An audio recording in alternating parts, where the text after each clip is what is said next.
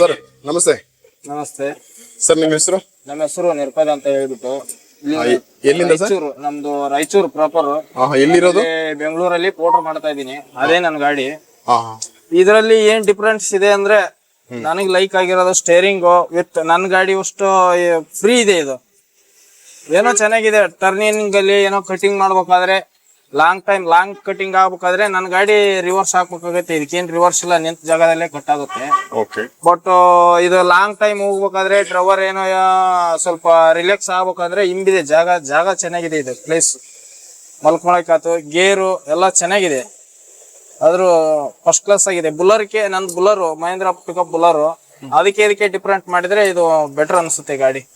ಎಷ್ಟು ವರ್ಷದಿಂದ ಯೂಸ್ ಮಾಡ್ತಾರೆ? ಅದು 2 ವರ್ಷ ಆಯ್ತು. ಶೋರೂಮ್ ತಗೊಂಡಿರೋದು. ಶೋರೂಮ್ ಅಲ್ಲೇ ತಗೊಂಡಿರೋದು. ಬಟ್ ಅವಾಗೆ ನಮ್ಗೆ ಈ ತರ ಯಾವ್ದು ಕ್ಲಾರಿಟಿ ಗೊತ್ತಿದ್ದಿಲ್ಲ, ಯಾವ್ದು ಗಾಡಿ ಮಾಡ್ಬೇಕು ಅನ್ನೋದು ಗೊತ್ತಿದ್ದಿಲ್ಲ. ಸುಮ್ನೆ ನಮ್ ಫ್ರೆಂಡ್ ಮಾತು ಕೇಳಿ ಚೆನ್ನಾಗಿರೋದು ಅಂತ ತಗೊಂಡ್ವಿ.